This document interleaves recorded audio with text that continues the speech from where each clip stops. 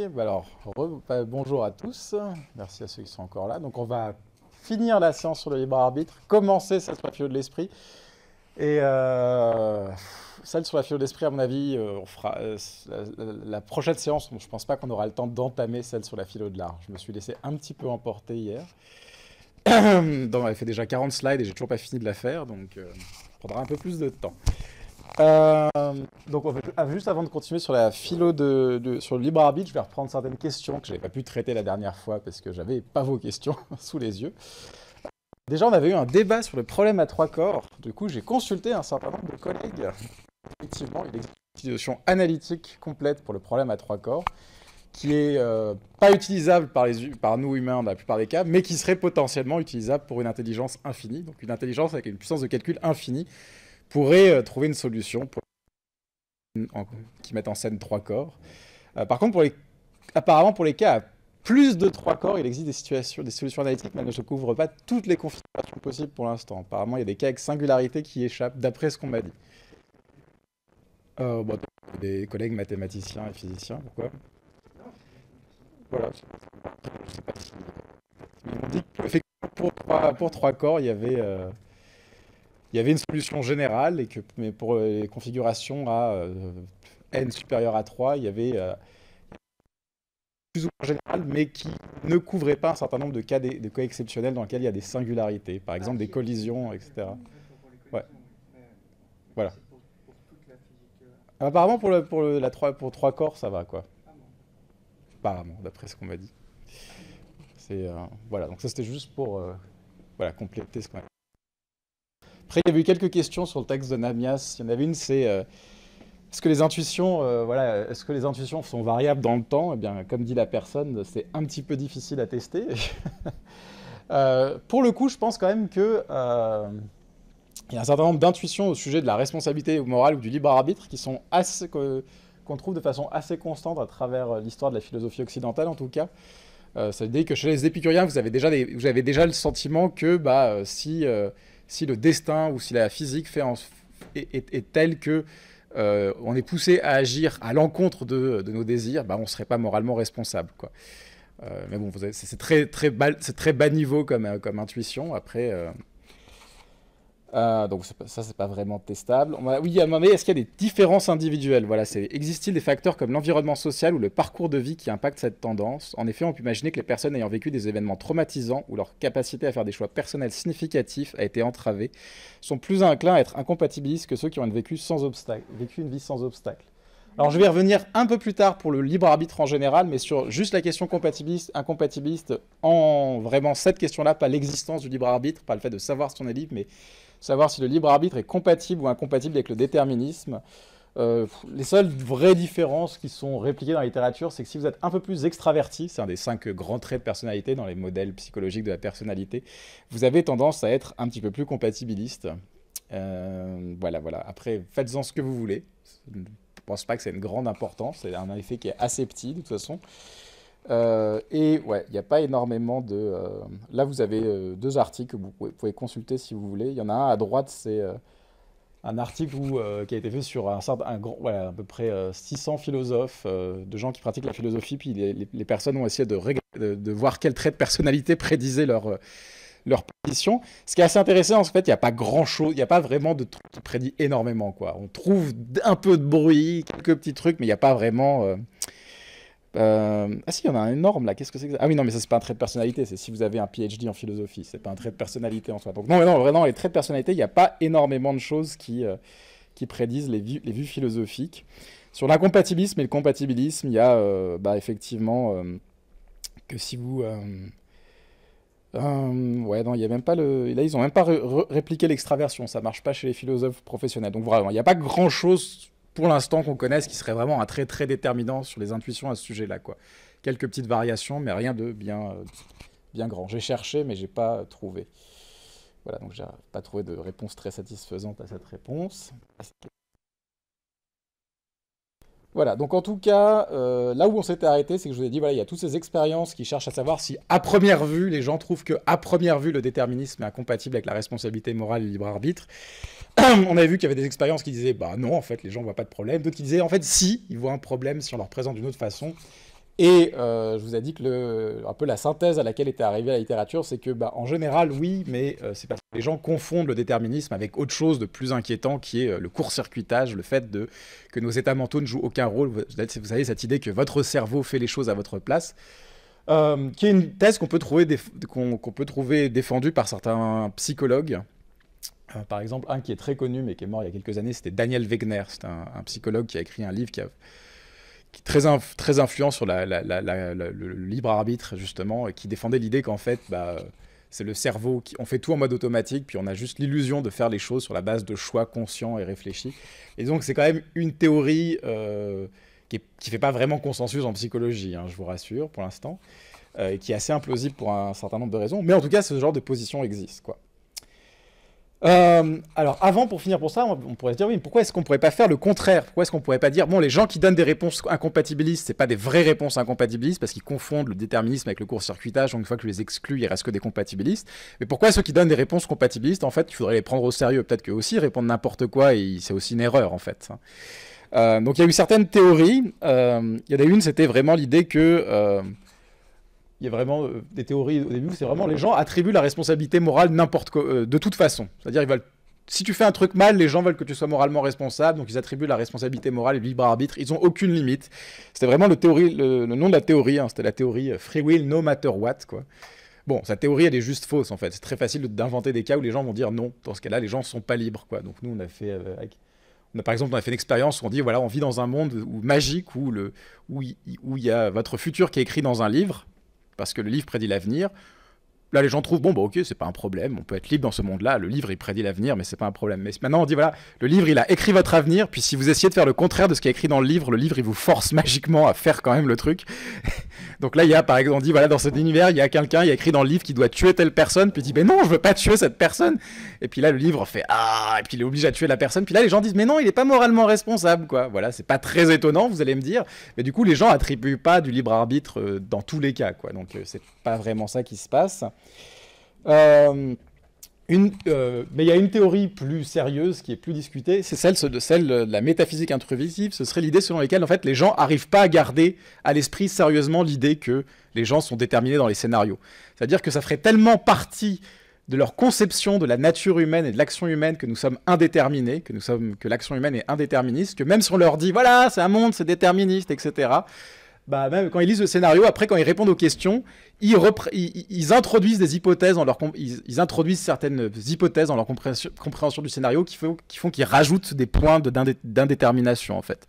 Donc en gros, les gens n'arriveraient pas à prendre au sérieux ce genre de scénario. Donc en gros, ils donneraient des réponses compatibilistes, mais juste parce qu'ils ont halluciné de l'indéterminisme dans les scénarios. Alors comment on teste ça? Et là on arrive vraiment au tout dernier développement de la littérature. On peut créer des mesures d'intrusion, c'est-à-dire à quel point les gens laissent des croyances indéterministes s'introduire dans leur compréhension du scénario. Donc on peut dire, voilà, est-ce que dans l'univers A, ce que les gens décident de faire aurait pu être différent, même si tout ce qui a mené à leur décision aurait pu être la même chose? Ou dans l'univers A, il y avait une petite chance pour que John ait pu choisir de ne pas manger à la cantine. Voilà. Donc voilà, on leur demande des questions comme ça qui mesurent à quel point ils perçoivent de l'indéterminisme. Et dans ce papier qui est assez récent, il y a l'idée que en fait, les gens échouent massivement.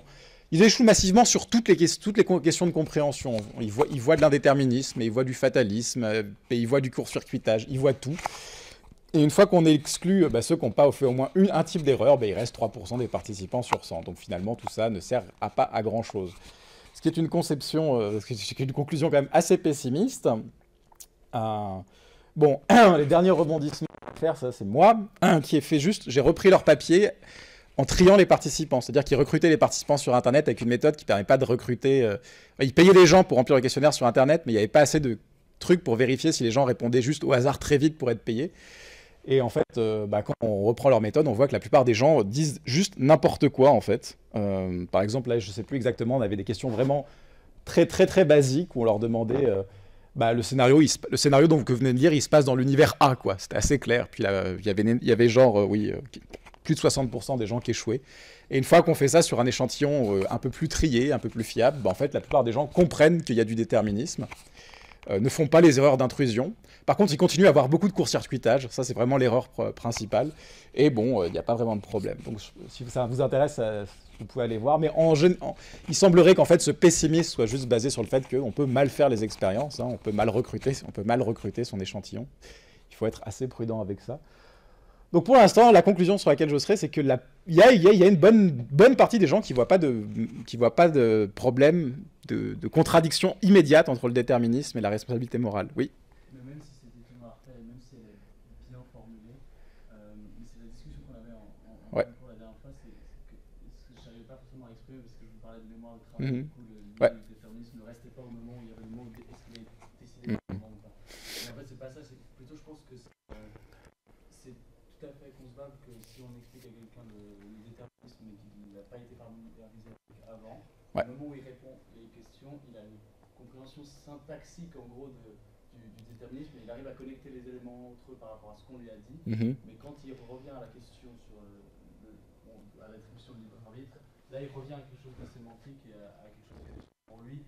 Et là il répond autrement. Il y aurait une divergence entre les deux. Donc soit ça comme Ouais. explication potentielle, ou autre chose que je me disais, c'est nous, les philosophes, on est entraînés à avoir, des notions épistémiques, ou alors même peut-être que c'est nos notions épistémiques qui nous ont tournés vers la philosophie. Enfin, quoi qu'il en soit, on a plus de notions épistémiques que quelqu'un de lambda.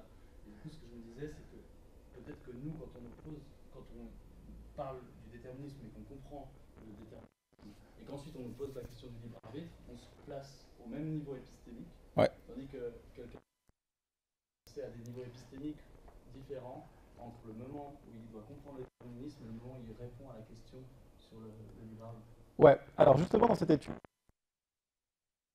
j'ai pas juste utilisé la question de compréhension, j'ai aussi utilisé une échelle qui est utilisée normalement pour mesurer la croyance au déterminisme en général, avec des questions du genre, dans cet univers, un ordinateur qui connaît tous les états du monde pourrait prédire l'avenir.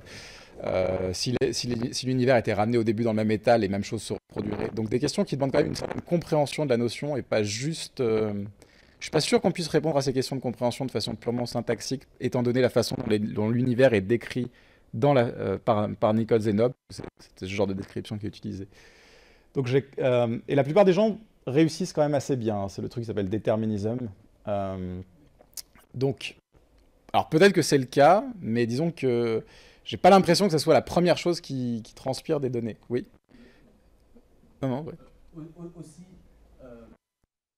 ces questions-là, en fait, à ce moment-là, comme ça concerne que le déterminisme, sur des questions de compréhension et de ce que serait un monde déterministe hypothétique ou alors notre réalité, il n'y a pas de conflit d'intérêt parce que ça implique pas encore la responsabilité morale. Mais quand il y a la question sur le libre arbitre, là il y a un conflit d'intérêt parce que si on dit non, il n'y a pas de libre arbitre, là on connecte direct à quelque chose d'un monde où il n'y a pas de responsabilité morale. Ouais. Donc il y aurait une sorte d'erreur qui se présenterait juste sur les questions sur la responsabilité morale. Dès qu'il y a une connexion, dès qu'il y a un conflit d'intérêt, si la réponse elle implique. Alors une façon de tester ça, ce serait de regarder si les gens croient déjà au libre arbitre et à la responsabilité morale. Et du coup, si c'est ceux qui y croient déjà pas dans notre univers, ils devraient pas avoir de conflit d'intérêt, quoi. Donc on pourrait essayer de voir si ça change quelque chose. En plus, c'est bon, j'ai ces mesures, je jetterai un coup d'œil. Si je peux juste te dire ouais. L'expérience qui m'intéresserait le plus, ce serait si on arrive, mais je sais pas comment on pourrait mettre ça en place, mais c'est d'introduire aucune notion de libre arbitre, prendre des gens lambda qui n'ont pas de notion de déterminisme, et les familiariser sur plusieurs semaines avec la notion, et voir si d'eux-mêmes ils en déduisent qu'ils n'ont pas de libre arbitre. Ouais, alors ça, ce serait super bien. Le truc que j'ai fait le plus approchant, c'est un papier qui est en révision, c'est avec un vulgarisateur de philo qui a fait une vidéo assez où il présente le déterminisme et après il présente les expériences de pensée. On a des résultats assez semblables, mais c'est pas une semaine, hein, c'était juste une introduction d'une demi-heure. C'est déjà... Justement, parce que moi je pense que, en tout cas moi personnellement, en tant qu'élève de philo, ma conception du libre arbitre en termes de possibilités alternatives, elle est venue au fur et à mesure de ma familiarisation avec le concept de déterminisme. Et je pense que c'est intéressant de voir comment cette conception spécifique du libre arbitre émerge chez un sujet. Et du coup, à partir de là, on pourrait la tester en recréant les conditions et voir si du coup il en déduit cette... Ok, ouais. Bah, du coup, ça demande beaucoup, effectivement, pour être là. Il y avait une question ici moi, c'était juste sur Libet, je crois que c'est un ouais. Parce que vous avez mentionné un autre. Wegener. Il y a un lien entre Alors, Wegener s'appuie beaucoup sur les expériences de Libet, mais Wegener est un psychologue, Libet est un neuroscientifique. D'ailleurs, juste pour être très précis, en fait, Libet croit au libre arbitre. Ses études ont été prises. En fait, ouais. Donc Libet, c'est quelqu'un dont les expériences ont été... Tout le monde voit à peu près ce que c'est les expériences de Libet ou dans une explication. Donc, les expériences de Libet ont été beaucoup prises par ceux qui veulent défendre l'idée qu'il n'y a pas de libre arbitre, etc. Mais Libet lui-même avait une vision très très bizarre. Il fait son expérience, puis il dit mes expériences, elles montrent que la conscience déclenche pas l'action. Alors bon, on peut discuter si les études montrent ça, mais lui il pense que c'est ça. Mais par contre, je pense que qu'elle peut mettre un... Il dit voilà, un free want, c'est la capacité de mettre un veto ou pas à ce qui est amorcé de façon automatique par le cerveau. De toute façon, Libet, c'est vraiment quelqu'un de bizarre. C'est vraiment il a une théorie dualiste aussi. Il croit que l'esprit est différent du corps. Puis il a essayé de mettre au point une sorte de théorie scientifique de comment ça interagit. Et du coup, les gens ont juste repris sa théorie dans un cadre pour rejeter l'existence du libre arbitre. Mais du coup, on ne peut pas citer Libet comme quelqu'un qui rejette l'existence du libre arbitre, parce que c'en est un défenseur un peu particulier, mais un défenseur quand même. Dans Libet, il y a plein de façons un peu de les interpréter. Alors oui, pour ceux qui veulent, les expériences de Libet. Les expériences de Libet, c'est les expériences dans lesquelles on demande aux participants de mettre le doigt sur un bouton et d'appuyer sur le bouton au moment où ils sentent que l'envie, the urge or the want, leur vient à l'esprit. Pendant ce temps-là, il y a l'activité dans le cortex prémoteur qui est mesurée, parce que ce qui avait été découvert à l'époque de Libet, c'était que chaque mouvement qui est fait est précédé d'une action dans le cortex prémoteur, ce qu'on appelle le potentiel préparatoire, une activité. Et donc, on peut mesurer le moment où il y a de l'activité dans le cortex prémoteur, et aussi, dans l'expérience de Libet, les gens ont une sorte d'horloge un peu spéciale, sur laquelle ils voient circuler un point, et on leur demande de noter le moment où l'envie consciente d'appuyer sur le bouton leur vient à l'esprit. Voilà. Du coup, avec ça, on peut tracer dans le temps le moment où l'action appuyée sur le bouton est commise, le moment où on voit une activation dans le cortex prémoteur, et le moment où les gens ont conscience d'avoir cette envie consciente, en fait. Et la séquence que trouve Libet, qui a été retrouvée plusieurs fois, il n'y a pas de problème de ce point de vue-là, c'est très reproductible, c'est l'idée que on trouve des activités dans le cortex prémoteur avant que l'envie, que les gens aient la conscience d'avoir envie d'appuyer. Et bon, là où il y a un problème, là où il y a le débat, c'est que Libet considère que cette activité dans le cortex prémoteur, c'est l'activation du mouvement, en fait. Et du coup, ça veut dire que l'activation du mouvement vient avant la conscience, quoi. Mais du coup, il y a beaucoup de gens qui rejettent cette interprétation de ce que c'est. Ça pourrait être juste une activité de préparation. Tu es comme ça devant le bouton, tu te prépares, mais c'est pas encore le moment où tu as décidé. Donc voilà, il y a énormément de débats sur qu'est-ce qui se passe, etc. Moi, un des arguments que j'ai pour dire que ce que mesure Libet, c'est pas vraiment l'activation de l'action, c'est qu'après, il y a des gens qui ont refait des expériences de Libet en IRM et qui arrivent à mesurer l'activation jusqu'à une seconde avant le mouvement et à prédire aussi si les gens vont appuyer sur un bouton gauche ou un bouton droit. C'est une version où il y a deux boutons, genre au-delà du hasard, à 60%, hein, 1 à 2 secondes avant le mouvement, quoi. Mais on a l'impression que si notre cerveau il mettait 2 secondes entre le moment où il active le mouvement et le moment où j'appuie sur le bouton, on ne serait pas une espèce très apte à survivre, quoi. Donc c'est peut-être plus vraiment une sorte de planification qui est mesurée que l'activation du mouvement lui-même. Est-ce que ça va comme résumé? Voilà, donc là je vais en finir avec la question, ce qu'on appelle la question directe. Est-ce que les gens trouvent directement que le compatibilisme et que le déterminisme et la responsabilité morale sont compatibles ou incompatibles? Et je vais rentrer dans un cas précis où les philosophes expérimentaux sont allés étudier les intuitions qui sont pertinentes pour un argument. C'est-à-dire que des fois les philosophes proposent quand même des arguments pour dire que le libre arbitre est compatible ou incompatible avec le déterminisme. Et ces arguments reposent sur des intuitions. Et ça rejoint justement une question qui m'avait été posée sur le texte de Namias. C'est qu'à un moment, Namias fait très rapidement une mention au cas d'un manipulateur. Hein, il dit voilà, on pourrait regarder si les gens ont l'intuition que quelqu'un qui est manipulé, donc dirige le cerveau, est moralement responsable ou pas.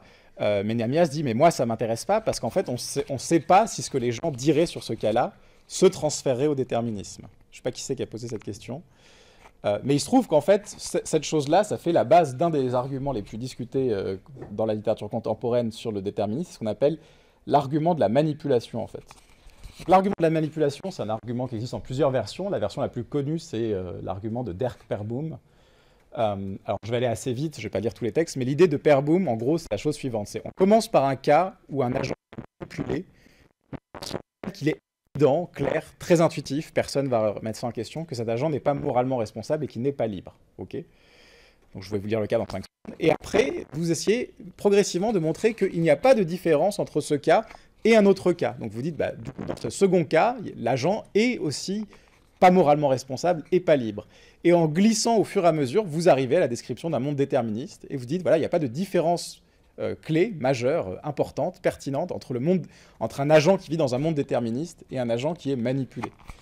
Donc voilà, par exemple, Pair Boom, il commence par un cas comme ça, il dit « Monsieur Green tue Mademoiselle Peacock pour son avantage personnel. Son acte de meurtre est causé par des désirs qui sont vraiment les siens et son désir de tuer Madame Peacock est conforme à ses désirs de second ordre. » alors ça, c'est pas le premier cas du coup.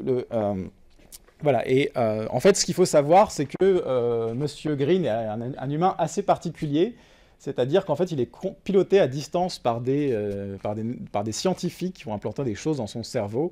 Et ce qu'il fait, c'est que c'est eux qui appuient sur des boutons pour le faire raisonner à propos du fait que tuer Madame Peacock aurait des avantages pour lui. Donc c'est eux qui mettent en place ce processus de raisonnement à chaque étape, etc. On a envie de dire, voilà, ce personnage est un peu une sorte de marionnette, il est libre, il n'est pas moralement responsable de ses actes. Et le but d'un argument de la manipulation, ça va être de glisser de ça jusqu'à un agent dans un monde déterministe en disant il n'y a pas de différence pertinente en fait. Donc, par exemple, le deuxième cas, c'est un cas un petit peu différent. C'est un cas où il a été créé par les neuroscientifiques, mais les neuroscientifiques ne peuvent pas le piloter à distance. Ils l'ont juste programmé à l'avance. Voilà, ils ont tout programmé à l'avance, de telle sorte que c'était clair que dans cette situation où il peut tuer quelqu'un pour son avantage personnel, il finira par tuer quelqu'un pour son avantage personnel. Donc il n'est pas manipulé à chaque seconde, il a été manipulé une bonne fois pour toutes, un peu une sorte de monade leibnizienne, si vous voulez. On a tout fait à l'avance. Et donc, ce que dit Pair Boom, c'est que tout ce qu'on a dit du cas numéro 1 se transfère au cas numéro 2, vous voyez. Il n'y a pas de raison de penser que c'est différent, selon Pair Boom. Le cas numéro 3, c'est la même chose, sauf que là, Monsieur Green, en fait, il a été pas manipulé, créé par des scientifiques, il a juste été élevé dans une société où il y a des processus d'endoctrinement et d'éducation très rigoureux qui sont tels que, étant donné qu'il recevait cette éducation, forcément, il aurait ces valeurs-là qui l'auraient amené à tuer la personne, etc., etc. Donc là, l'idée, c'est que c'est pas différent du cas numéro 2, hein, je veux dire, c'est pas de la manipulation neuroscientifique, mais c'est de la manipulation sociale, donc c'est pareil. Et finalement, vous arrivez au cas 4 où il dit, voilà, en fait, Monsieur Green, c'est un humain un peu comme un humain qui n'a pas de passé spécial, il n'a pas été créé par des neuroscientifiques, il n'a pas été victime d'une sorte d'endoctrinement dans une secte, mais il vit dans un monde déterministe, en fait. Hein. Il vit dans un monde où tout ce qui lui arrive est causé par ce qui est passé, et que finalement, c'est pas très différent du cas numéro 3, donc on peut transférer l'intuition. Et donc finalement, il n'est pas moralement responsable de ses actes. Parce qu'il n'y a pas de différence pertinente entre ce cas-là et le cas numéro 1. Vous voyez un peu comment fonctionne l'argument. Donc les cas de transfert sont assez fréquents, hein, vous savez, par exemple le cas de la mare de Singer, c'est un peu la même idée aussi, c'est l'idée que ce qui est vrai dans le cas de sauver un enfant dans la mare, ça devrait être aussi vrai dans les cas où vous devez donner de l'argent pour sauver d'autres gens, etc. Alors quelles sont les réactions Alors il y a deux formulations principales de l'argument de la manipulation en fait. Il y a l'argument, la façon dont je l'ai présenté, c'est ce qu'on appelle la façon directe, c'est-à-dire en termes de transfert, c'est-à-dire on transfère une intuition d'un cas à l'autre en disant il n'y a pas de différence. Mais il y a une autre façon de présenter l'argument, c'est de dire je commence par le cas de la manipulation où le type est un pantin, j'identifie ce qui fait qu'il n'est pas libre et pas moralement responsable dans ce cas-là, et je vais dire que les facteurs qui font qu'ils sont libres et pas moralement responsables dans ce cas-là s'appliquent aussi au cas de l'homme qui vit dans un monde déterministe. Donc dans le premier cas, vous n'avez pas besoin exactement pourquoi il n'est pas libre et pas moralement responsable. Tout ce que vous avez besoin de dire, c'est hop, c'est pas trop différent, donc hop, on fait circuler l'intuition d'un cas à l'autre. Tandis que l'autre consiste vraiment à dire, voilà, je pars de ce cas, c'est clair qu'il n'est pas libre. La raison pour laquelle il n'est pas libre, c'est parce qu'il est déterminé, justement, par les neuroscientifiques qui le gouvernent. Et du coup, comme l'homme qui vit dans un monde déterministe, il est aussi déterminé, parce que ce qui rend l'homme pas libre dans le cas de la manipulation, ça le rend aussi pas libre dans le cas de l'homme dans un monde déterministe. Est-ce que tout le monde voit un peu comment fonctionnent les deux formes d'arguments? Ça va là-dessus? Alors, dans la littérature, on trouve... Alors ouais, j'ai pas marqué. En gros, dans la littérature, on trouve deux façons de contrer l'argument de la manipulation. L'une, c'est de ce qu'on appelle la soft line reply, c'est la réponse douce, c'est non mais en fait, il y a une différence pertinente. Hein, c'est-à-dire qu'on ne peut pas transférer l'intuition, ou ce qui explique que le fait que la personne est moralement responsable ou pas dans le premier cas ne s'applique pas à la personne dans le dernier cas. Vous voyez. C'est-à-dire, ok, je suis d'accord que l'homme qui est manipulé, il n'est pas libre et pas moralement responsable, mais je ne suis pas d'accord pour dire qu'il n'y a pas de différence, etc. Et la hard line reply, c'est celle qui consiste à dire, bah, il est tout à fait responsable dans le cas numéro 1, il n'y a pas de problème. Donc, c'est-à-dire que dans le cas de départ, si vraiment il n'y a pas de différence pertinente avec le cas de la personne déterminée, en fait, il est moralement responsable. C'est pas du tout clair qu'en fait, il n'est pas moralement responsable. Donc, vous voyez, du coup, les arguments de la manipulation, ils font un certain nombre de suppositions. Déjà, ils font la supposition que tout le monde va être d'accord sur le fait que l'individu manipulé est pas moralement responsable et pas libre, parce que si vous n'avez pas cette intuition au début de l'argument, bah, l'argument il va pas vraiment décoller, hein, vous voyez. Et l'autre, c'est que les gens vont être d'accord pour dire qu'il n'y a pas de différence, qu'effectivement, il y a ce qui explique la réaction des gens au premier cas, les éléments qui expliquent la réaction des gens au premier cas, ils sont aussi là dans les deuxièmes cas. Enfin, il n'y a pas de facteurs pertinents. Les facteurs qui expliqueraient une différence ne sont pas des facteurs pertinents, en fait. Du coup, il y a un certain nombre d'études qui ont été faites, mais je vais me concentrer sur celle-là qui a été faite par Chandra Sripada. Donc Sripada, c'est un philosophe qui défend, dans le domaine du libre arbitre, une thèse qu'il appelle la thèse du... je ne me rappelle plus jamais. Du soi profond, du deep self. Parce qu'il y a des théories du true self, mais lui, le deep self, c'est légèrement différent.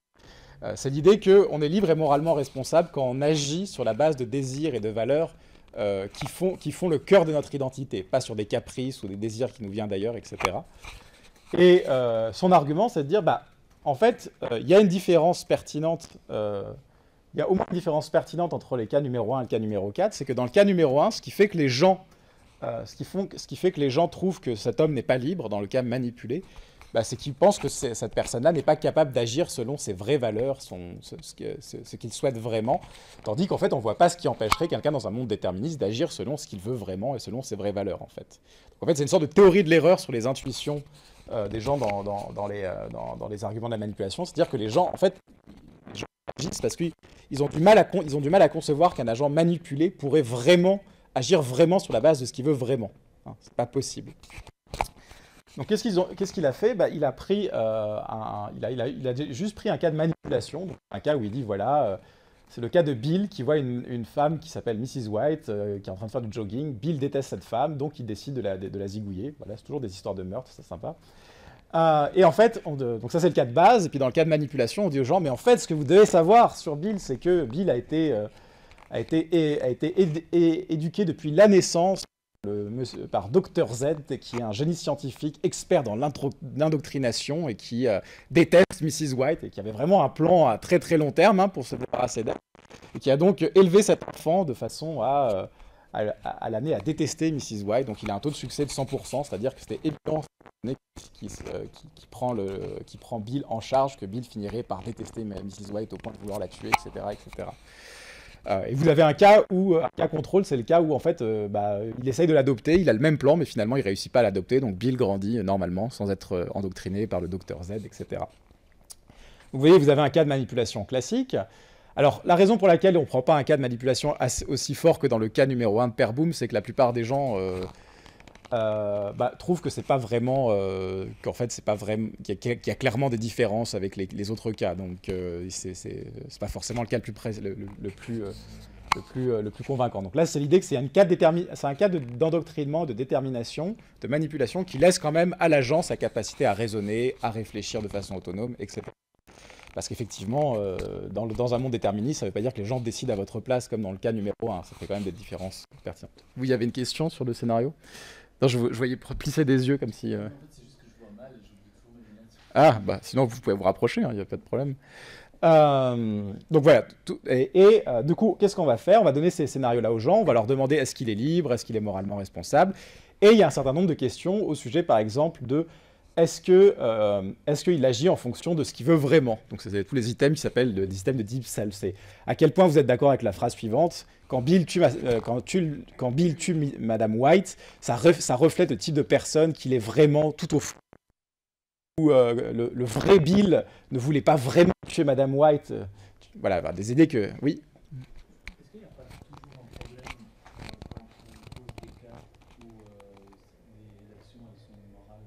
Bonne question. Faire des cas qui ne sont pas moraux. Alors, bon, il y a une contrainte, c'est qu'en fait, si on veut poser des questions au sujet de la responsabilité morale, c'est difficile de ne pas poser des cas qui sont au moins balancés, parce que c'est pas clair que ce que ça voudrait dire. Est-ce qu'il, par exemple, il a bu un verre d'eau, est-ce qu'il est moralement responsable d'avoir bu un verre d'eau? Vous voyez que ça sonne un petit peu bizarre. Les gens comprennent pas trop bien ce que ça veut dire comme question. Du coup, ils se demandent, voilà, c'était quoi le problème avec boire un verre d'eau? J'ai raté quelque chose. Après, ce qu'on pourrait se dire, c'est, est-ce qu'on pourrait prendre des trucs moins intenses, par exemple? Euh, des trucs plus triviaux. Euh, et des fois, ça fait des différences, et des fois pas. Donc là, j'ai pas pas le temps de rentrer dans le détail, mais par exemple, moi, j'ai fait des études sur pas ces cas de manipulation-là, mais un autre argument de la manipulation, où il y avait tantôt voler un portefeuille, l'autre c'était tuer quelqu'un, tout ce que vous voulez. Il n'y avait pas énormément de différence. Ouais. Mais là, du coup, j'ai pas compris la question à la fin, elle est sur sommes-nous libres ou Non, c'est est-ce que Bill, le type dans le scénario, agit de façon... Alors, est-ce qu'il agit de façon libre quand il tue Madame White? Est-ce qu'il est moralement responsable d'avoir tué Madame White? ah, Ouais. il y a deux questions. Ouais, il y a deux questions. Oui, il y a tout un tas de questions. Est-ce qu'il doit être puni aussi, je crois. J'ai pas toute la liste des questions ici parce qu'elle est assez longue. Et après, il y a un ensemble de questions pour mesurer des facteurs potentiellement pertinents qui pourraient expliquer pourquoi les gens sont pas moralement responsables.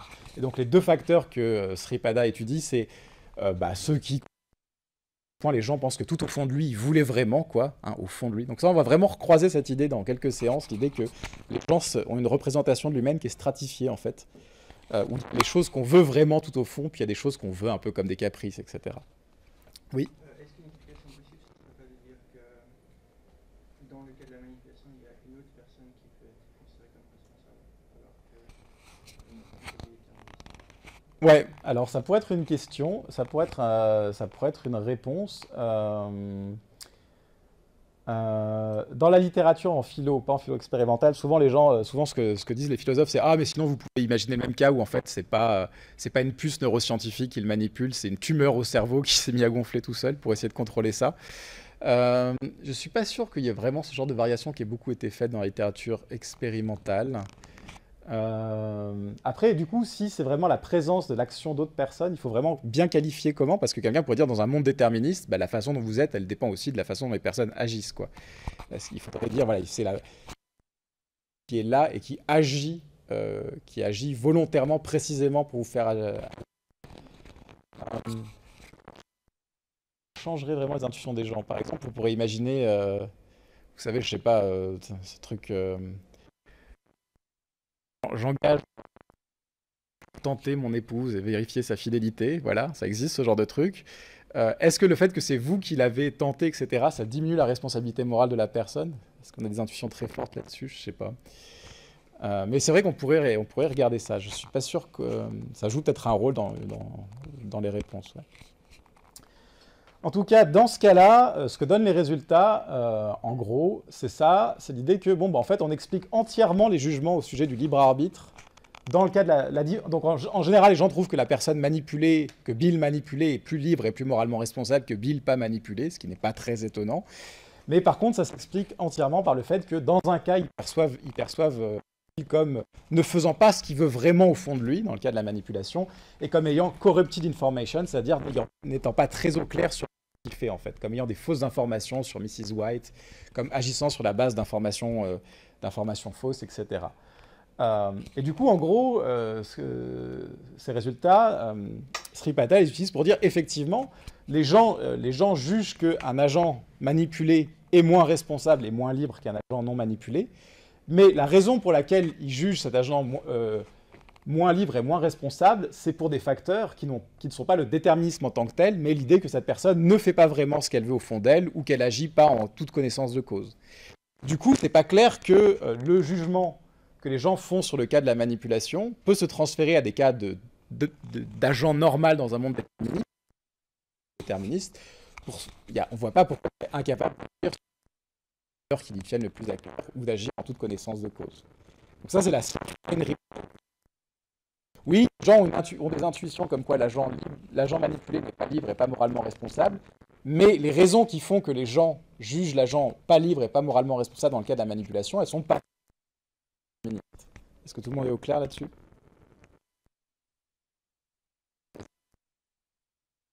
Question comme Parce que vous voyez comment c'est censé discuter l'argument. Donc l'idée c'est que on essaie de trouver qu'est-ce qui fait que les gens ont l'intuition que l'agent n'est pas libre et pas moralement responsable dans le cas de la manipulation. Et on dit, voilà, ça, ce sont les facteurs qui expliquent ça. C'est le fait que les gens le perçoivent comme agissant à contre-cœur, ou il ne fait pas vraiment ce qu'il veut au fond de lui. Il est forcé d'une certaine façon à agir contre ses désirs. Il n'agit pas en toute connaissance de cause. Et c'est pas clair que ces raisons-là, elles se transfèrent au cas du déterminisme, en fait. Donc c'est pas clair qu'on peut transférer l'intuition du cas de manipulation au cas de déterminisme. Ça va ? Mais Sripada va plus loin, il dit voilà, mais en plus on peut faire une hardline reply, on peut faire, bon ben, on peut dire voilà, peut-être que si on crée un cas de manipulation où on rend très très clair que l'agent manipulé, il a été endoctriné, il a été élevé comme ça, mais il agit vraiment sur la base de ce qu'il veut tout au fond de lui, et sur la base de... et en toute connaissance de cause, peut-être que les gens vont dire finalement, bah, il est manipulé, mais il est libre et moralement responsable. Donc il crée une version... modifié du cas dans lequel il ajoute juste un paragraphe où il dit voilà, Bill est comme toutes les autres personnes de plein de façons. Pendant qu'il grandissait, Bill on a enseigné à Bill la moralité, la différence entre le bien et le mal, les différentes façons de conduire sa vie. On ne lui a pas juste dit des mensonges sur Mrs. White, il connaît la vérité au sujet de qui elle est, et il sait exactement pourquoi il la déteste. Bill n'est pas un robot qui fait juste ce que les autres lui ont appris. Mais c'est une personne qui a des désirs, des valeurs, des espoirs et des rêves. C'est juste que ces désirs, par son éducation, incluent le désir de tuer Mrs. White, quoi. Voilà, il n'est pas bizarre, il est normal, il a juste l'envie de tuer cette femme. Donc, je ne sais pas à quel point ça marche exactement. Vous pouvez avoir des doutes sur la question. Et du coup, voilà, ça c'est le scénario manipulation modifié. Et quand on donne ça aux gens, la plupart des gens disent, bon, bah, 2/3 des gens disent, bon, bah, en fait, finalement, il est libre et moralement responsable. Après, est-ce que les gens le considèrent vraiment encore comme manipulé, vu tout ce qui a été rajouté? Ça, c'est une autre question. Mais donc, ce qu'essaye de dire Sripada, c'est, voilà, en fait, les gens font des sortes d'inférences au sujet de ce qui se passe dans la psyché des agents manipulés, comme quoi, au fait, tout au fond, c'est pas ça qu'ils veulent vraiment, ils vont contre ce qu'ils veulent vraiment. Une fois qu'on annule ces inférences, c'est qu'on dit, voilà, il est manipulé parce qu'il a été étudié de cette façon, mais son éducation fait que bah, son désir de tuer Mrs. White, c'est partie de ses vraies valeurs, de ce qu'il veut vraiment. Bah, dans ce cas-là, les gens ont clairement moins l'intuition qu'il est pas libre, quoi, parce que finalement, il fait ce qu'il a vraiment envie. Et donc, ce serait une objection possible à l'argument de la manipulation. Vous voyez comment ça fonctionne encore une fois? Ok. Voilà, donc on peut aussi faire des tests, on peut aussi regarder les différentes intuitions sur lesquelles reposent les arguments de la littérature et voir si ces intuitions justifient la conclusion. Oui? Parce que du coup, lui, après, à partir de ça, il soutient que nous sommes libres dans nos acquisitions sur la base de raisons qui reflètent notre vraie foi. Mais l'expérience, déjà, peut être charitable, mais si on va dire que du coup, une condition suffisante à une condition de liberté, Alors, oui, sa position n'a rien à voir avec l'expérience. Hein. C'est une position qu'il défend de façon indépendante. C'est un article de philo standard, en fait. Il a cette position-là. Un des arguments qu'on peut faire contre sa position, c'est... En fait, bon, sa théorie, c'est le soi profond, mais il y a déjà des théories du vrai soi qui existent depuis longtemps dans la littérature, dans le libre arbitre. Et un des arguments contre les théories du vrai soi, du soi profond, sur laquelle on est libre quand on fait ce qu'on veut vraiment, ce qu'on veut tout au fond de nous-mêmes, c'est de dire, oui, mais regarde, si je crée l'argument de la manipulation, c'est un argument qui marche contre ce genre de théorie, parce que la façon dont Per Boom l'a créé, c'est l'agent manipulé, il a été créé par les neuroscientifiques de telle façon que tout au fond de lui-même, il veut faire le mal, tu vois. Et pourtant, on continue à trouver que il n'est pas libre, alors que selon les théories du vrai soi, bah, il devrait être libre parce que bon, bah, il a été créé justement pour tout au fond de lui-même vouloir faire le mal. Ce que dit Sripada, c'est non. Les gens ont effectivement l'intuition que dans les cas de manipulation, les gens ne sont pas libres. En fait, ils n'acceptent pas cette idée que tout au fond d'eux-mêmes, ils veulent vraiment ce qu'ils font, en fait. Vous pouvez leur dire vite fait au début du truc, tout au fond de lui, il a envie de faire ça.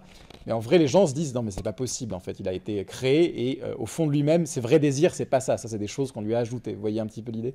Donc là, on est plus sur l'idée de défendre la théorie contre un argument qui est l'argument de la manipulation.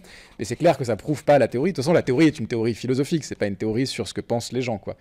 Là, c'est juste que le côté expérimental est utilisé pour, en gros, dégonfler un argument qui menace la théorie philosophique. Est-ce que c'est clair comme ça? Ouais. Alors, donc là, j'avais prévu de finir là, sur la course sur libre arbitre, mais j'ai eu un certain nombre de questions sur, mais finalement, est-ce que les gens ne croient pas au libre arbitre parce que c'est avantageux, parce qu'ils ont envie de croire au libre arbitre?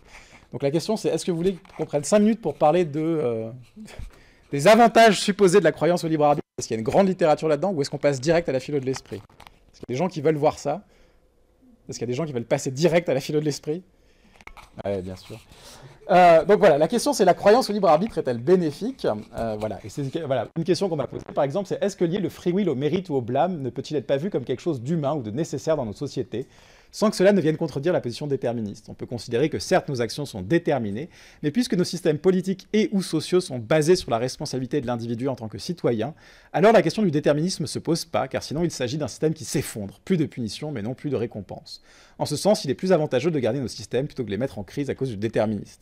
Donc, il y a un peu cette idée que finalement, est-ce qu'il ne faudrait pas de toute façon accepter le compatibilisme pour éviter que la question du déterminisme vienne remettre en cause la croyance au libre arbitre qui est nécessaire pour le maintien de la société, pour la vie humaine, etc. Je l'ai interprété comme ça, mais si la personne qui a écrit ça n'est pas d'accord avec mon interprétation, qu'elle se manifeste. Effectivement, c'est un peu une question qu'on trouve dans la littérature en philosophie, des questions sur qu'est-ce qui se passerait si les gens arrêtaient de croire au libre arbitre. Il y a 3 grands types de positions, en fait il y en a 4, mais bon, 3. Il y en a une pour lesquels il y a ceux pour qui ce serait la catastrophe. Donc le spécialiste de ça, c'est Saul Smilansky, qui est un philosophe qui défend cette position sur laquelle le libre arbitre n'existe pas. Pourquoi? Parce que lui est incompatibiliste et il pense que le déterminisme est vrai. Donc si vous prenez les deux, ça veut dire qu'on n'est pas libre. Mais pour lui, si les gens arrêtaient de croire au libre arbitre, ce serait vraiment la catastrophe. Les gens auraient plus de raison de se conduire moralement, la société irait à volo. Donc il ne faut pas dire aux gens que le libre arbitre n'existe pas, il faut continuer à maintenir l'illusion. Et c'est pour ça qu'il écrit des livres dans lesquels il défend l'idée que le libre arbitre n'existe pas. Tout cela est très cohérent. Mais voilà, vous voyez un peu l'idée. Donc il y a l'idée que, bon, ce serait la catastrophe. Après, il y a les gens qui promeuvent activement l'idée que le libre arbitre n'existait pas, parce que pour eux, ce serait mieux que les gens arrêtent de croire au libre arbitre. Donc c'est des gens, par exemple, là j'ai pris un livre de Greg Caruso, qui est quelqu'un qui a écrit au moins 3 ou 4 bouquins sur le même thème. C'est souvent des gens qui viennent des États-Unis, pour la plupart, et qui trouvent que, par exemple, le système pénal américain est trop cruel, trop inefficace, pas assez basé sur l'efficacité, et plus sur l'envie de punir les gens, vous voyez. Et qui dit, voilà, la croyance au libre arbitre, c'est lié vraiment à plein de choses, à plein d'attitudes, comme blâmer la victime, etc., etc. Du coup, si on se débarrassait de la croyance au libre arbitre, on pourrait avoir un monde meilleur, en fait. Parce qu'en fait, la croyance au libre arbitre, c'est ce qui conditionne la croyance à la responsabilité morale. Et la croyance à la responsabilité morale, elle pose tout un tas de problèmes. Alors, c'est pas des gens qui pensent qu'il faudrait arrêter de punir les gens, etc. Mais du coup, l'idée, c'est que il faudrait réformer le système pénal, par exemple, pour considérer que le but de la punition, le but de la prison, ces choses-là, ça n'est pas de punir les gens pour les punir parce qu'ils le méritent, mais c'est une perspective utilitariste. Ce serait qu'on doit maintenir ces institutions si elles permettent d'avoir de meilleures conséquences que si elles n'existaient pas. C'est-à-dire si elles permettent non seulement d'isoler les gens dangereux, mais aussi de les réhabiliter, etc. Et donc c'est quelque chose qui, comme c'est une perspective dans laquelle les criminels ne mériteraient pas d'être punis, il faudrait de toute façon limiter au maximum la cruauté de l'institution pénale, parce que ça ne peut être que justifié par le fait de causer moins de souffrance dans l'ensemble. Vous voyez un peu l'idée? Donc il y a vraiment pas mal de gens qui défendent ça. Et puis il y a ceux qui pensent qu'en fait il se passerait strictement rien. Ça c'est par exemple quelque chose qui est défendu par Shawn Nichols, qu'on a déjà croisé plusieurs fois.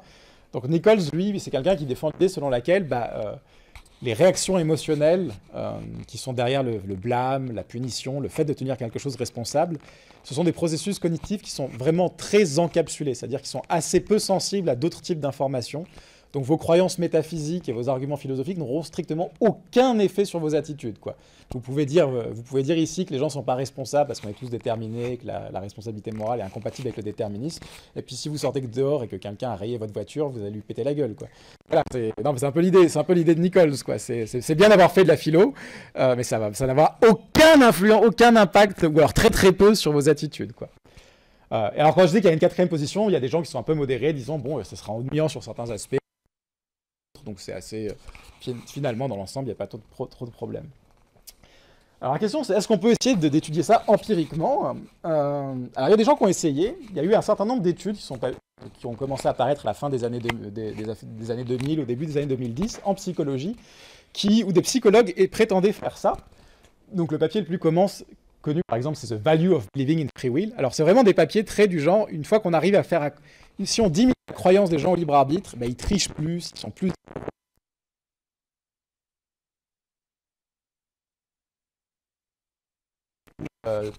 paravolo. Et alors comment c'est fait? Alors, je ne vais pas vous détailler toutes les études, mais par exemple, il y a une étude dans laquelle... Alors déjà, la première chose, c'est comment est-ce qu'on manipule la croyance des gens au libre arbitre? Alors, ça, juste dans ce sens le futur? Parce que si on parle si on parle du principe que tout est déterminé, ben, l'information ne devrait pas vraiment... Alors, le déterminisme ne s'oppose pas à la possibilité du changement. Le déterminisme dit que tout ce qui se produit résulte des lois de la nature et ce qui se passe avant. Mais vous pouvez par exemple, vous pouvez dire que la croissance d'une plante est un processus déterminé, ça n'empêche pas la plante de changer et d'avoir différentes étapes. Bah justement, alors un peu à l'intérieur, d'avoir peur que ça soit connu qu'on n'a pas le libre arbitre. Alors, ce dont ils ont peur, c'est pas que les gens croient au déterminisme, c'est qu'ils croient qu'ils sont pas moralement responsables, qu'ils n'ont pas de libre arbitre au sens où ils sont pas moralement responsables, vous voyez. C'est-à-dire que... On peut pas le changer, du coup, qu'est-ce qu'on peut pas changer? On peut changer si les gens y croient ou pas. Mais non, c'est déjà déterminé. Donc... Alors oui, mais justement, le fait que ça soit déterminé, le déterminisme n'empêche pas que vos actions aient des effets. C'est juste que c'était déterminé que vous agissiez de cette façon. Vous avez j'en ai parlé pas la semaine dernière. Un des arguments classiques contre le déterminisme, c'est l'argument paresseux. C'est l'idée que si le déterminisme est vrai, alors si vous êtes là, imaginez que vous vous sentez vraiment pas bien, assez malade là, du genre un peu en train d'agoniser, que j'aille chez le médecin. Et là, vous avez votre copain qui est déterministe qui arrive et qui vous dit « Ah, mais c'est déjà déterminé ce qui se produit.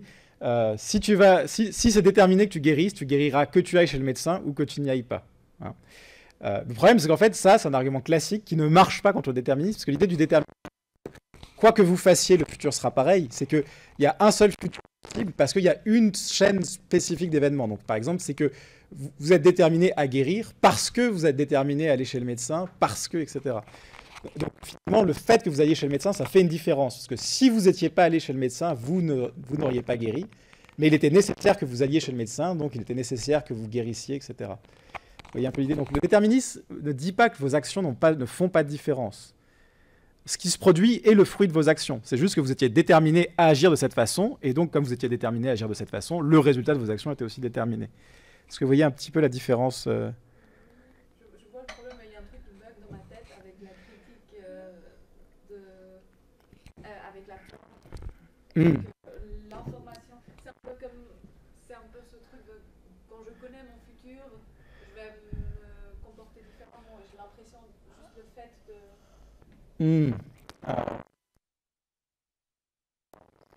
On peut partir du principe que les psychologues en question n'ont aucune opinion spécifique sur si le libre arbitre existe ou pas, si le déterminisme est vrai ou pas. Ils veulent juste savoir ce qui se passe quand les gens arrêtent de croire au libre arbitre. Donc ils ne sont pas forcément en contradiction avec eux-mêmes. Je vois plus l'idée avec les philosophes en question, mais l'idée c'est que le déterministe ne dit pas que vos délibérations sont inefficaces. Donc même si vous êtes déterministe, ça vaut le coup de délibérer, quoi. C'est juste que quelqu'un qui aurait une puissance de calcul infinie saurait déjà ce que vous allez finir par prendre comme décision, mais c'est parce que vous prenez cette décision que le futur est tel qu'il est. Donc vos décisions jouent quand même un rôle important. Est-ce que c'est... Je sais que c'est assez contre-intuitif parce que... La question est purement pratique dans le sens qu'est-ce qui se passerait voilà, c'est... inconnu qu'on n'a pas de libre arbitre. C'est ça, ouais. C'est vraiment une question. Voilà, est-ce qu'il faut répandre cette bonne nouvelle comme quoi arbitre, est-ce qu'il faut la cacher, ou des choses comme ça, quoi. C'est vraiment des questions, oui, c'est des questions que se posent les philosophes assez circonspects, parce que j'ai du mal à penser qu'on puisse convaincre, que les philosophes arrivent à convaincre les gens massivement sur une grande échelle, mais on va y revenir. Mais du coup, c'est quand même une question qui se pose. Et donc, c'est des expériences dans lesquelles on fait deux choses. On manipule l'arbitre, et puis après, on regarde l'effet dans une tâche donnée. Alors, la manipulation de la croyance aux gens au libre arbitre, donc l'idée, c'est qu'on ne va pas leur faire changer d'avis, hein, ce que disaient les psychologues, c'est qu'on va essayer de diminuer un peu leur confiance dans la croyance au libre arbitre. L'idée étant que, par défaut, les gens croient au libre arbitre. Alors, comment on fait ça? Il y a plusieurs méthodes, mais celle qui a été très longtemps utilisée, la méthode favorite, c'est celle où on donne aux gens différents passages, selon les conditions auxquelles ils sont assignés, d'un livre de Francis Crick. Donc, vous savez, c'est un des gens qui ont découvert la structure en double hélice de l'ADN. Et outre le fait qu'il a réalisé cet exploit scientifique incroyable, Francis Crick, c'est aussi quelqu'un qui pense que la philosophie, c'est tout pourri, et que la biologie nous apprend que de toute façon, on est tous déterminés, on est juste des machines guidées par nos gènes, etc., etc. Donc il a écrit même des livres où il explique ça. Donc par exemple, là, c'est des cas où il y a les gens qui sont dans la condition de diminuer la croyance au libre arbitre, on leur donne un extrait du livre de Crick dans lequel il explique pourquoi, selon lui, la science et la biologie montrent que le libre arbitre n'existe pas, etc., etc. Et les gens dans les conditions contrôle, ils ont d'autres passages du livre de Crick dans lesquels ils ne parlent pas du tout de libre arbitre, ils parlent de complètement autre chose, la structure en double hélice, etc., etc. Vous voyez. Donc après, on mesure la croyance des gens au libre arbitre une fois qu'ils ont lu ça, ils sont un petit peu moins sûrs une fois qu'ils ont lu le passage de Crick. Et après, on fait une tâche dans laquelle on va mesurer l'effet sur le comportement. Donc là, on peut faire plein de choses différentes, mais par exemple, celle qui était faite ici, c'est que on disait aux gens qui pouvaient participer à une tâche de raisonnement, on allait leur proposer des problèmes mathématiques de raisonnement, et ils allaient devoir répondre aux problèmes mathématiques sur l'ordinateur, et ils allaient être payés en fonction de leur taux de réussite. Plus ils réussissaient à répondre à des questions, plus ils réussissaient. Par contre, ce qu'on leur disait que voilà, la personne qui avait codé l'expérience, elle n'était pas super douée, donc il y a un petit problème, c'est que une fois que le problème s'est affiché, 3 ou 4 secondes après, la réponse apparaît en bas de l'écran. Donc il faut juste appuyer sur un bouton pour empêcher la réponse, à chaque fois appuyer sur un bouton pour empêcher la réponse de s'afficher d'elle-même. Donc en gros, on offre plus ou moins aux gens la possibilité de tricher, en fait, si vous voulez, quoi. Et puis après, qu'ils sachent qu'on ne peut pas vérifier s'ils ont triché ou pas. Puis on regarde combien d'argent ont gagné les gens selon les différentes conditions. Et puis on voit que par exemple les gens qui étaient dans la condition, on leur a donné un texte qui rejetait l'idée du libre arbitre. En général, ils gagnent plus d'argent que ceux qui ont lu le texte neutre ou un texte qui affirmait l'existence du libre arbitre. Donc soit vous en déduisez que lire un texte qui nie l'existence du libre arbitre augmente vos capacités en mathématiques, soit vous allez faire la sur laquelle finalement ils ont plus triché en fait.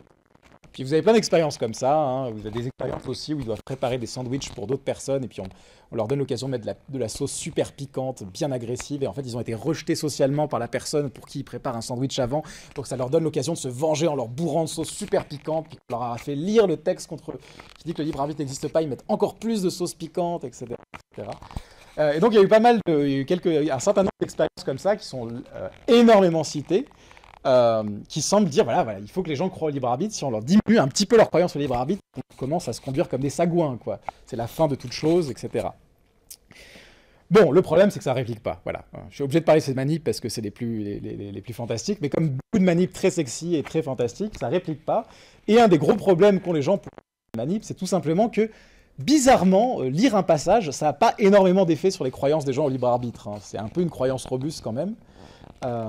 C'est pas parce qu'ils disent machin, prix Nobel de biologie, qu'ils disent le contraire. La plupart du temps, ça fait pas d'effet en fait. Déjà, la plupart du temps, la manipulation a juste pas d'effet. Et même quand elle a des effets, finalement, on trouve pas forcément d'effet sur le comportement après. Donc ça, c'était vraiment les articles de base. Je suis obligé d'en parler, mais voilà. Par contre, il y a un certain nombre de choses qui se reproduisent assez bien, de résultats stables, qui font beaucoup parler dans la littérature, qui mènent à beaucoup d'interprétations, mais qui sont plutôt des résultats corrélationnels. Mais ça, c'est un peu une constante, en fait, hein. Les résultats corrélationnels sont souvent beaucoup plus stables que les manips où on fait un petit changement pour essayer d'influencer le comportement des gens. Ça a toujours une bonne chance de ne pas répliquer. Et que montre cette littérature abondante, parce qu'il y a vraiment beaucoup de choses, que la croyance au libre arbitre, elle corrèle avec tout un tas de trucs assez sympas, d'un côté. Alors quand je dis assez sympa, alors plus les gens croient au libre arbitre, mieux ils réussissent dans leurs études, plus ils ont de bonnes notes aux examens, donc croyez au libre arbitre, mes enfants. Plus ils ont de succès professionnel, plus le succès professionnel mesuré par eux-mêmes et aussi par leurs collègues, voilà, une meilleure performance au travail. Les gens qui croient plus au libre arbitre, ils s'évaluent plus haut sur les échelles de well-being, de subjective well-being, ils se sentent plus heureux, ils trouvent que leur vie a plus de sens, ils se sentent plus efficaces, ils ont aussi plus de chances d'être satisfaits par leur ils ressentent aussi plus d'amour pour leur partenaire, tout est beau, tout est... Voilà. Alors le problème, c'est que c'est des corrélations, en fait. On ne sait pas du tout si c'est la croyance au libre arbitre qui cause ça, ou en fait, ça pourrait être juste... Quand vous êtes content, vous croyez plus au libre arbitre, tout bêtement.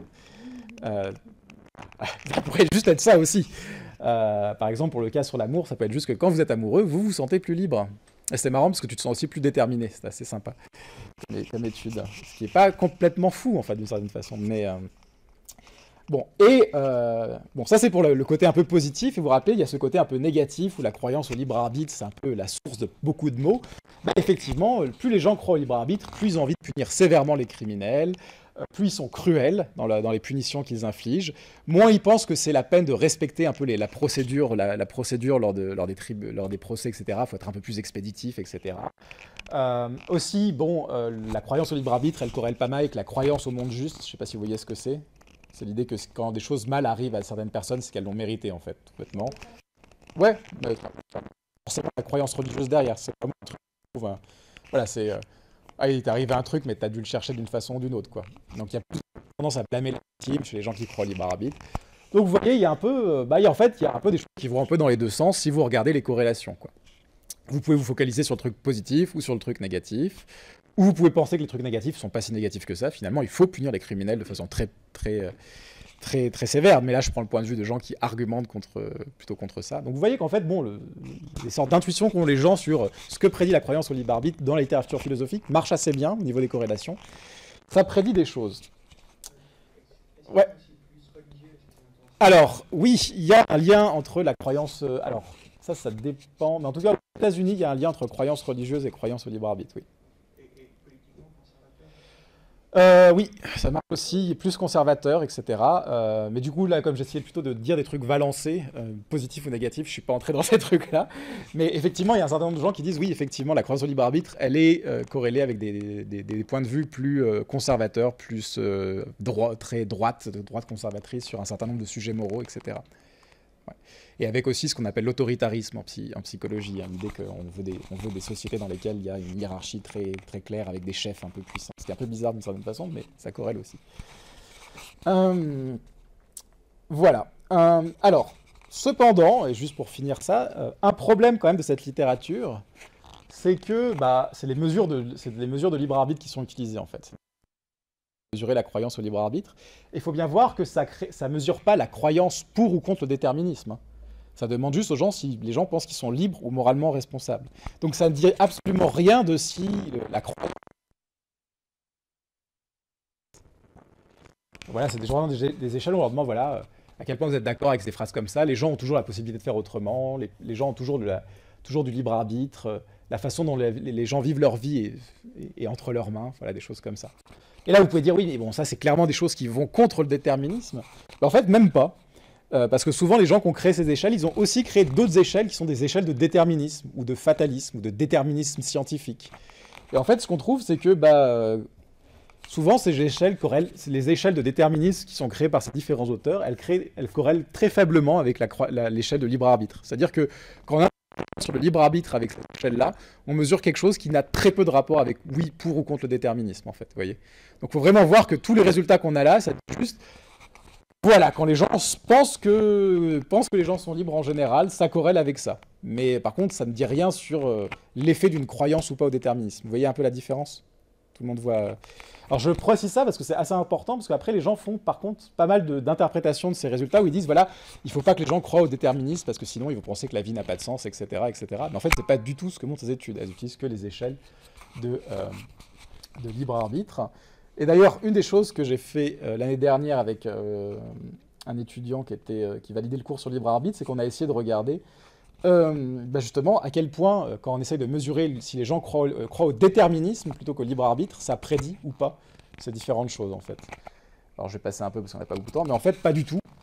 Et vraiment le truc dingue, je ne sais toujours pas comment l'interpréter, en fait les gens qui croient plus aux déterministes sont encore plus cruels avec les criminels et ont encore moins envie de respecter la procédure et d'être neutre, quoi.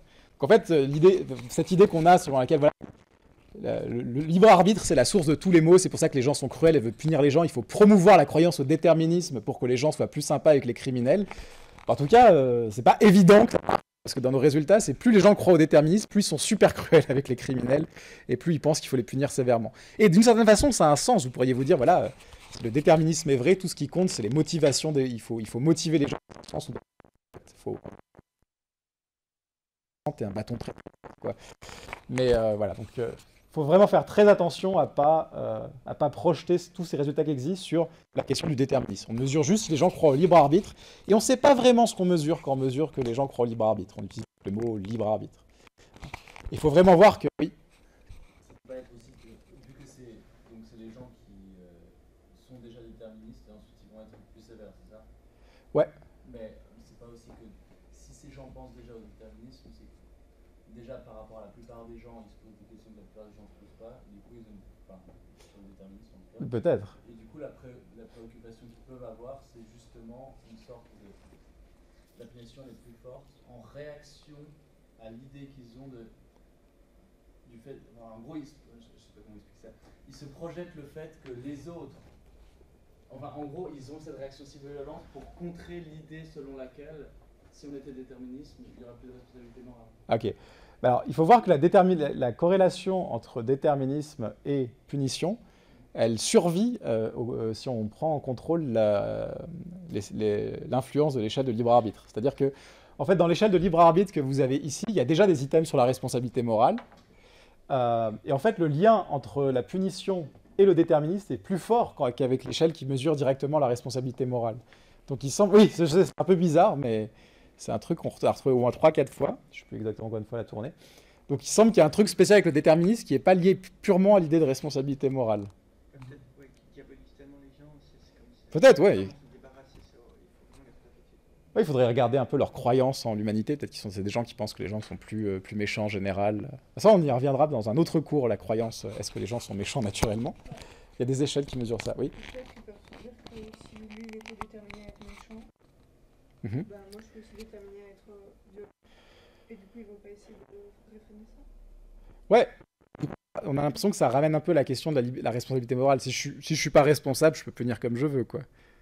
Ou alors c'est... Ouais, peut-être un truc comme ça. Mais voilà, donc j'ai pas d'explication, mais en tout cas, c'est juste pour dire, il faut faire attention à pas projeter, à se dire, voilà, la croyance à l'indéterminisme ou au déterminisme a des conséquences, parce qu'en fait, c'est pas la même chose que la croyance au libre arbitre. En tout cas, telle qu'elle s'est mesurée par ces choses-là. Après, on peut calculer.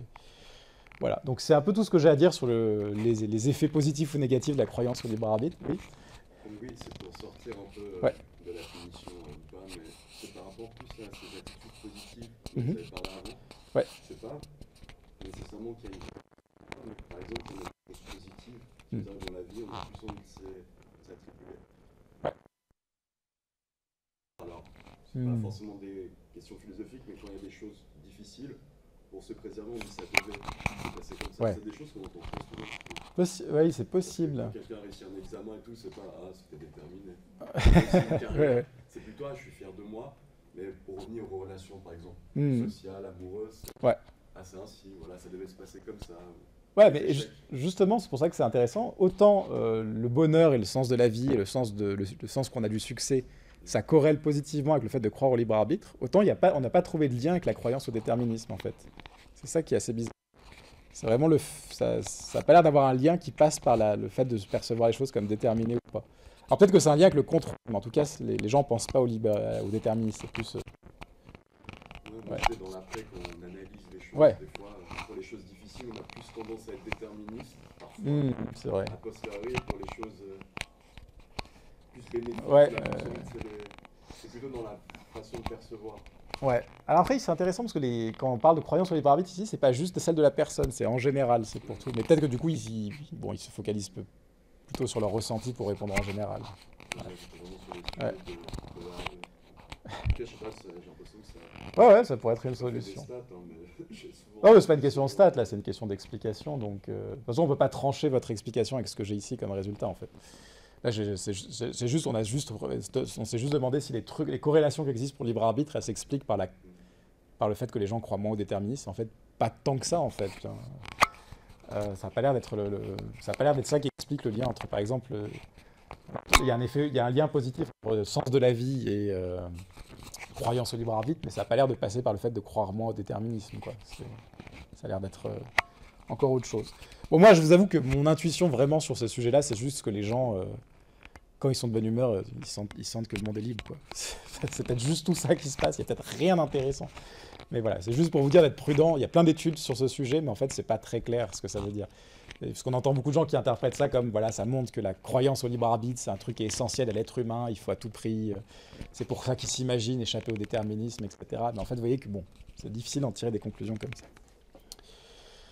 Ah oui, sinon j'avais trouvé ça aussi. Juste pour finir, il y a quand même un article qui est assez intéressant dans le sens où je vous ai dit jusque-là, en fait, la plupart des choses, des études ont étudié le lien entre croyance au libre arbitre et les effets de cette croyance dans la vie de tous les jours, mais sans vraiment différencier, c'est de la croyance au libre arbitre en général, c'est pas la question métaphysique, est-ce qu'on est déterminé ou pas. Mais là, il y a un papier sympa qui est sorti il n'y a pas longtemps, où c'est quelqu'un qui allait interroger, alors c'est des sortes d'études un peu qualitatives, c'est pas des questionnaires, hein, vous demandez vraiment des questions auxquelles il fallait répondre. Il allait chercher sur des forums de Facebook et Reddit, des gens qui au libre arbitre parce qu'ils croyaient au déterminisme. Par exemple, ils avaient lu le livre de Samaris sur le free will ou d'autres choses comme ça, et ça avait amené un changement, etc.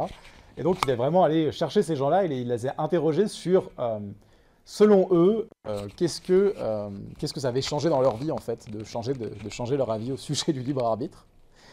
Bon, le problème, c'est qu'on demande aux gens eux-mêmes ce qu'ils pensent qu'a changé, donc les gens ne sont peut-être pas forcément bons à savoir quel est l'effet que ça avait sur eux. Mais en tout cas, bon, par contre, la méthode est plus sympa, parce que c'est vraiment des gens qui se sont posé la question métaphysique du déterminisme, etc., et qui ont abandonné la croyance au libre arbitre, selon eux. Et du coup, il a regardé si les gens disaient que ça avait plutôt des effets positifs, négatifs, ou rien du tout. Et ce qu'il trouve, c'est, voilà, je crois qu'il a 157 personnes, 164.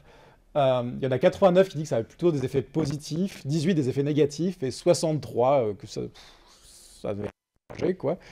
Alors les effets positifs, il y en a, ils ont plus de compassion pour les autres, ils ont plus tendance à les pardonner, ils ont moins l'impression d'être tout le temps en train de juger les autres et de se mettre en colère contre eux. Ils ont plus de compassion aussi pour eux-mêmes, et ils ont plus une attitude envers la vie où, au lieu de chercher à contrôler leur vie, ils vont juste regarder comment ça se passe et profiter de comment ça se passe. Du côté des négatifs, il y a ceux qui du coup, changer, j'ai l'impression de ne pas avoir de moyens de changer les choses, je me sens inefficace, impuissant, etc. Sans but, mais voilà. Donc voilà, ça c'est sympa. Après bien, comme j'ai dit, voilà, les gens ne sont peut-être pas bons juges de ce que ça a fait sur eux, mais en tout cas, c'est un truc qui allait vraiment étudier les gens qui se sont posés vraiment la question, quoi. Après des gens, on leur donnait une échelle, etc. Donc voilà pour le libre arbitre. Est-ce qu'il y a des questions sur la séance? Puis on va commencer tout doucement la séance sur la philo de l'esprit, parce qu'on est un peu en retard. Est-ce que c'est bon? Ok, donc là, il y a des idées de sujets. Et bon, allons-y sur la philo de l'esprit. Alors, la philo de l'esprit, ouais, j'ai dû me replonger pas mal dedans, parce que j'avoue que c'est pas la partie... Alors, autant j'aime beaucoup la philo de l'esprit, hein, autant la philo expérimentale de l'esprit, je suis quand même vachement plus circonspect en général. J'ai l'impression que vous étiez assez circonspect aussi de l'article que je vous ai envoyé aujourd'hui. Bon, de toute façon, on n'arrivera pas à parler de l'article aujourd'hui, on en parlera dans 2 semaines. Donc la philo expérimentale de l'esprit, c'est un champ assez vaste. Il y a 2 grands types de recherches. Celles qui sont en majorité, dont on va parler pour la plus grande partie, c'est celle auquel appartient l'article que je vous ai donné, c'est celle qui touche directement à la question du dualisme, hein, la question de la conscience phénoménale, est-ce que c'est réductible? Donc c'est la question du rapport entre le corps et l'esprit, hein, tout ce qui touche au rapport entre le corps et l'esprit. Mais il y a une partie de la littérature qui est plus intéressée avec le fait de répondre à des questions sur des états mentaux précis. Hein, pas avec la question de rapport entre le corps et l'esprit en général, mais il y a des questions, des analyses, des thèses philosophiques sur la nature de tel ou tel état mental. Et de temps en temps, certains pensent qu'on peut faire des contributions intéressantes de façon expérimentale à ces questions. Alors je prends juste quelques petits exemples avant de plonger dans la question du corps et de l'esprit. Là, par exemple, c'est un papier assez récent dans lequel, voilà, si vous voulez regarder la littérature sur la mémoire, parce qu'il y a de la philosophie de la mémoire, ça existe, il y a un centre spécialisé à Grenoble, je crois, de philosophie de la mémoire. Un des tropes, on va dire, un des lieux communs philosophiques au sujet de la mémoire, c'est que la mémoire, le fait de se souvenir, c'est un état factif. Hein, c'est-à-dire que on ne peut se souvenir que de choses qui sont vraies, hein, vous savez. C'est-à-dire qu'un souvenir, par définition, est vrai. De la même façon que... Alors, il y a plein d'états qui sont factifs selon les philosophes. La connaissance est factive, on peut savoir que quelque chose qui est vrai. Je pense que... Il y en a qui défendent que voir, ça... voir quelque chose qui n'existe pas.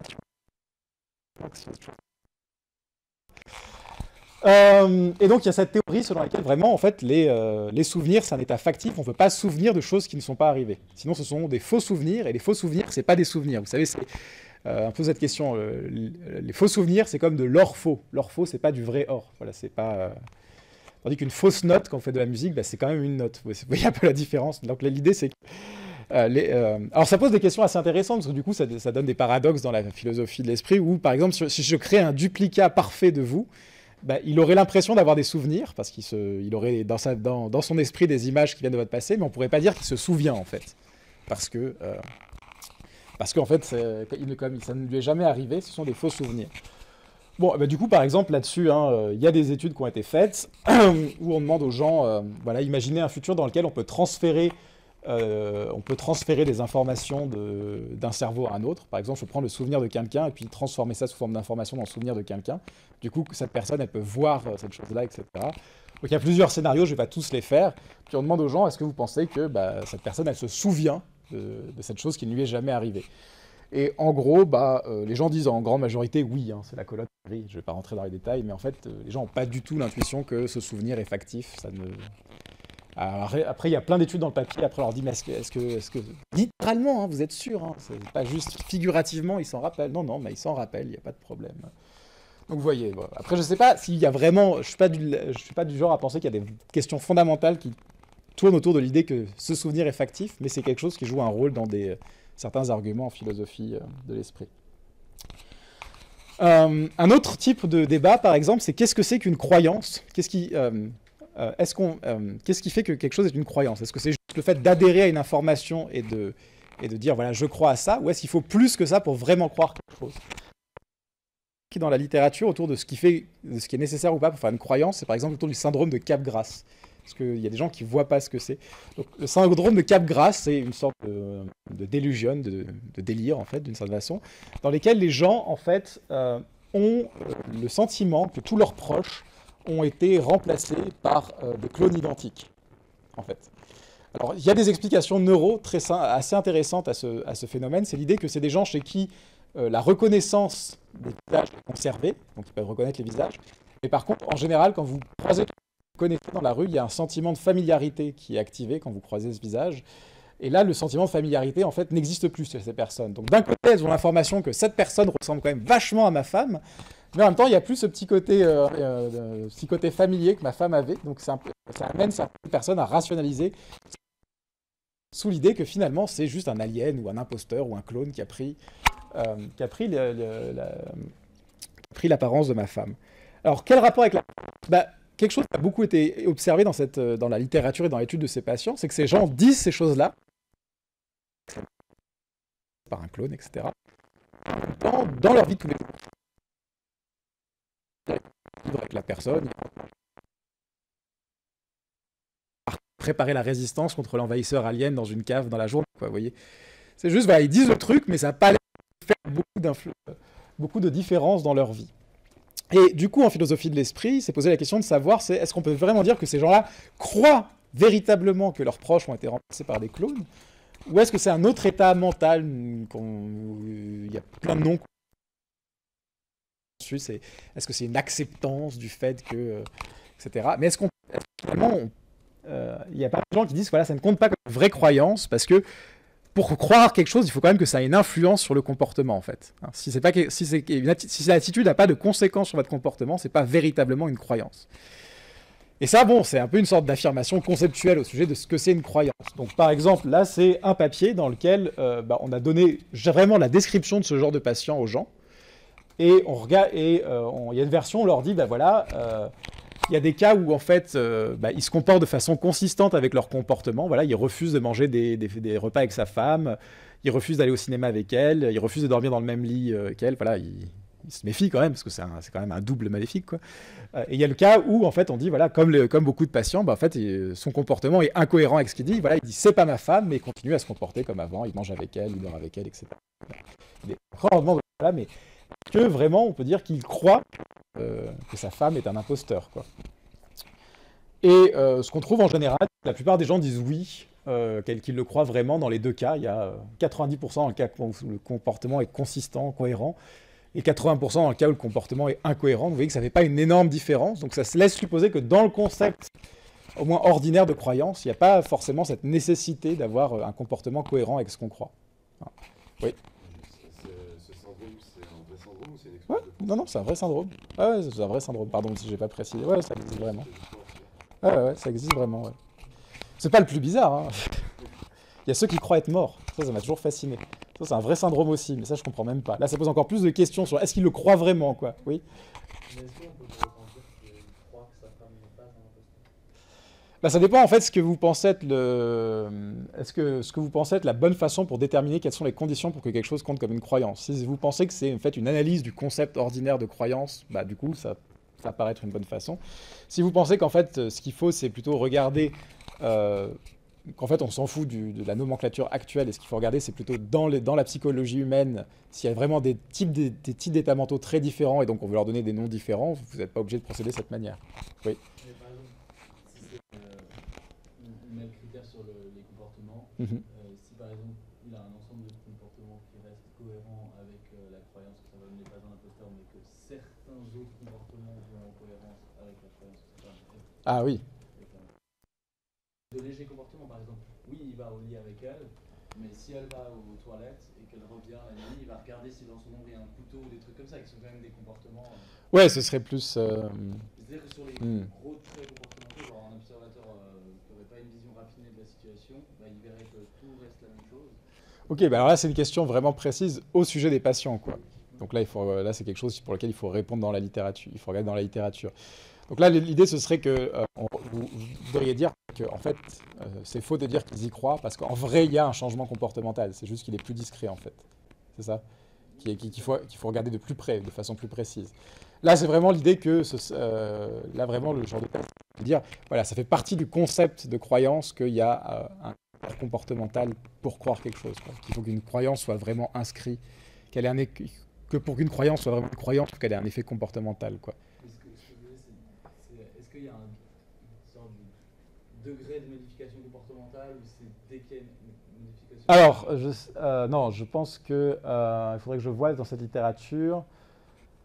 Je suis pas sûr que ça soit vraiment adressé le degré. Faut que ça ait un effet, quoi. Mais parce qu'il y a quand même au moins Ouais. une modification, puisqu'ils rapportent. Oui, ils le disent. Ouais. Donc je pense qu'il faut que ça soit un peu plus fort que ça, parce que c'est effectivement un comportement de le rapporter quand. Du coup, sinon on se poserait pas la question. Il y aurait effectivement un comportement induit par la croyance, qui est le fait de dire qu'on croit cette chose-là. Donc, je pense que l'idée, c'est que pour qu'on croie vraiment, il faut que nos comportements aient l'air dans l'ensemble plus ou moins rationnels, étant donné cette croyance. Et là, ça a l'air pas rationnel si tu te dis que ta femme a été remplacée par un clone, de pas chercher où est ta femme du passé, quoi. Tu vois. Je pense que c'est un peu cette idée, c'est un peu cette idée-là, c'est un peu ça le standard, quoi. C'est ce que tu t'attendrais à ce qu'une personne qui croit vraiment ça devrait faire, quoi. Et là, c'est vrai qu'il y a quand même une sorte de déconnexion. Peut-être qu'il y a des effets comportementaux plus petits, mais tu sens quand même une sorte de déconnexion. Si tu penses vraiment que ta femme a disparu, tu devrais quand même te poser quelques questions, quoi.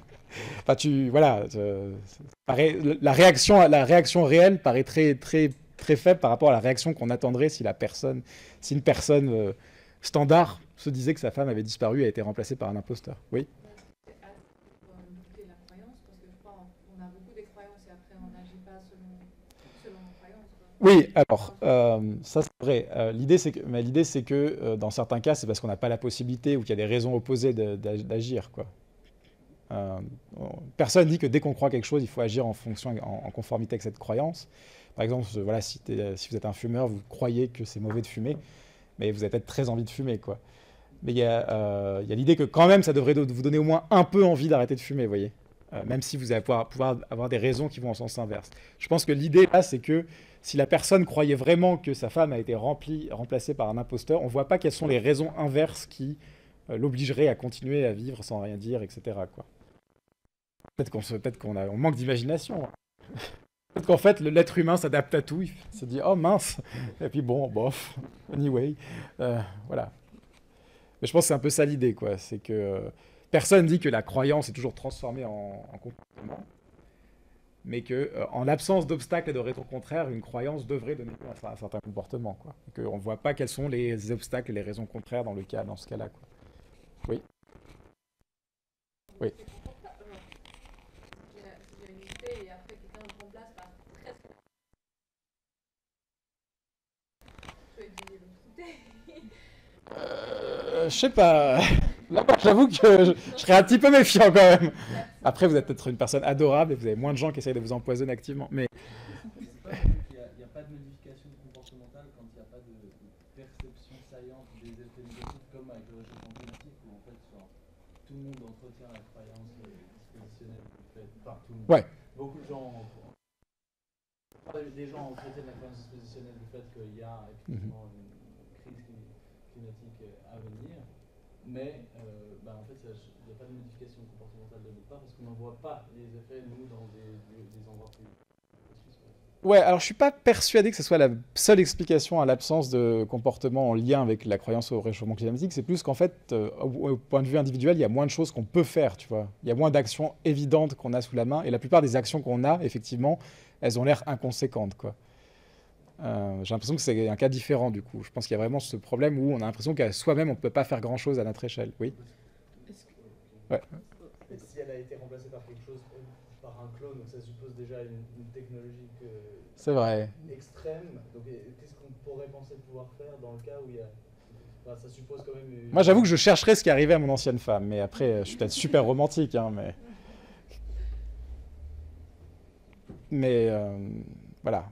J'ai l'impression que c'est aussi quand même une situation extrême. Peut-être, c'est effectivement, en fait, du coup, il n'y a rien à faire. Non, peut-être que vous avez raison. Mais en tout cas, voilà.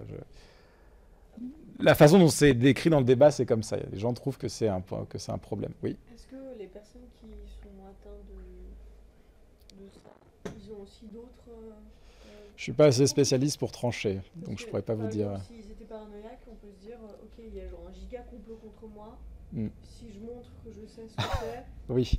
Genre, mais justement, je sais pas. Et du coup, il y a je peux pas vous dire. Là, ça dépasse mon domaine de compétences.